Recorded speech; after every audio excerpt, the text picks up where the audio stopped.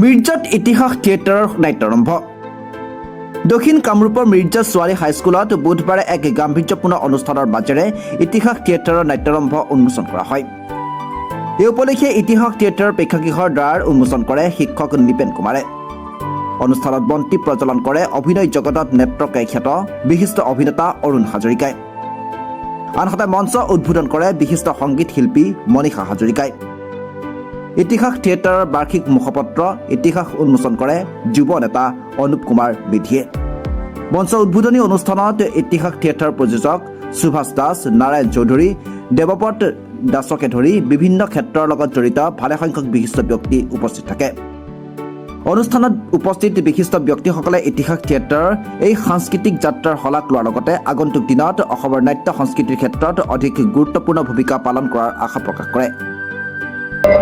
আজি যে প্ৰথম দিনা মিৰ্জাত ইমান মানুহ দেখা গৈছিল, কোনো বছৰ এনেকুৱা মানুহ দেখা নাই। এইবাৰ মানে সম্পূৰ্ণ আশাবাদী মানে এইবাৰ আজি ইতিহাস থিয়েটাৰৰ তিনিখন নাটকে ভাল হ'ব। কাবুলিৱালা আগৰ পৰা আহি আছে, ভিখাৰী তিনিখন এটাই ভাল হ'ব। আর নাটক তিনিখনে সমান মানে কোনখন ফার্স্ট টিম কোনখন সেকেন্ড টিম আমি ক'ব পৰা নাই। তিনিখন সম্পূৰ্ণ বলিষ্ঠ অভিনেতা তপন দাস গোটেইকেইটা শিল্পী মানে বলিষ্ঠ অভিনেতা। চিহ্ন গোটেই বিপুল বৰা, প্ৰণৱ শৰ্মা, বাবলি বৰা গোটেইখিনি ভালে। টিমটো মানে এক নম্বৰে ক'ব লাগিব মনত। আৰু গোটেই মানে থিয়েটাৰৰে মানে শিল্পী আৰু অতি পুৰণি শিল্পী আজি বাবাজি উপস্থিত আছে মণিকা বাইদেউ আৰু নেত্ৰকাই বুলিবা। উল্লেখ্য যে 19 আগষ্টৰ পৰা আৰম্ভ হোৱা ইতিহাস থিয়েটাৰে অহা 24 আগষ্টলৈ মিৰ্জা ছোৱালী হাইস্কুলৰ প্ৰাংগণত বিভিন্ন নাট মঞ্চস্থ কৰিব। ইতিহাস থিয়েটাৰৰ এই জয়যাত্ৰা 18 বছৰত কৰি দিলে আৰু যাতে অনাগত ভৱিষ্যতত আৰু ভালদৰে এই থিয়েটাৰ আগুৱাই লৈ যাওঁ। কাৰণ এই থিয়েটাৰ হ'ল আমাৰ অসমৰ পৰম্পৰা। আজি মঞ্চত তেনেকৈ কৈছোঁ, ভূপেন দাস দাদাই কৈছিলে এই পৰম্পৰা আমাৰ থাকিব লাগে আৰু ই আমাৰ জাতীয় সত্তা বুলি কৈছিলে। জাতীয় সত্তা যেতিয়া হয় ভ্ৰাম্যমান থিয়েটাৰ, তেতিয়া আপোনালোকে ভাবক যে এই থিয়েটাৰৰ যিটো আমাৰ পৰম্পৰা এইটো আমি কিমান গৰ্বিত। আজিও মই তেনেকৈ গৰ্বিত। নাট্যপ্ৰেমী দৰ্শকৰ বাবে এই আয়োজন এক বিশেষ সাংস্কৃতিক আকৰ্ষণ হিচাপে পৰিগণিত হৈছে। সৌভাগ্য বুলি মই ভাবো। বহুত দিনৰ মূৰত আকৌ এনেকে মঞ্চত উঠিলো। মই কৈছিলো যে মঞ্চত এনেকে উঠিলে গাটো কিবা মানে কাৰণুম থিৰ হৈ যায়।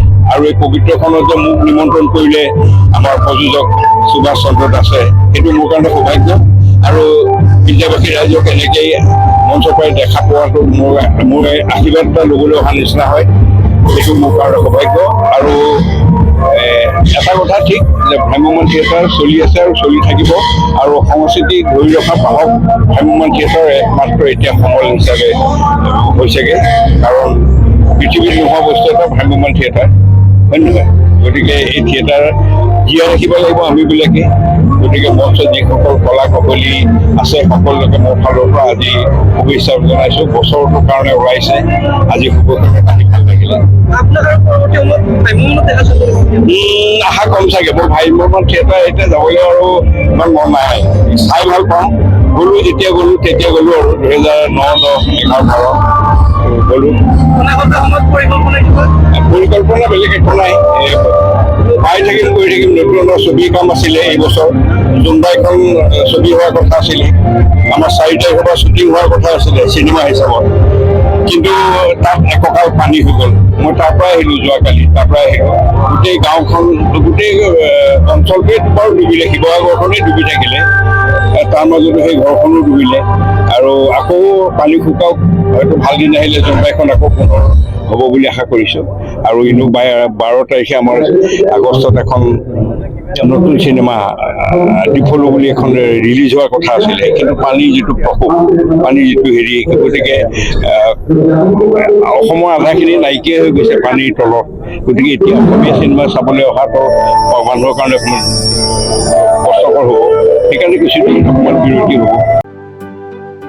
মিৰ্জাৰ পৰা সুনীল দাসৰ ৰিপৰ্ট, প্ৰাত টাইম ডিজিটেল। শদিয়াৰ পৰা ধুবুৰীলৈ, বৰাকৰ পৰা ব্ৰহ্মপুত্ৰলৈ সকলোৰে মাজত চিনাকি এটা নাম প্ৰাতঃ টাইম। থলুৱা ভাষা কৃষ্টি আৰু সত্য বাতৰিৰ আধাৰত প্ৰতিষ্ঠিত খবৰ প্ৰাতঃ টাইমৰ প্ৰতিটো বা বাতৰি পুংখানুপুংখভাৱে চাবলৈ Facebook, YouTube, website, Twitter, Instagram আৰু ব্লগাৰ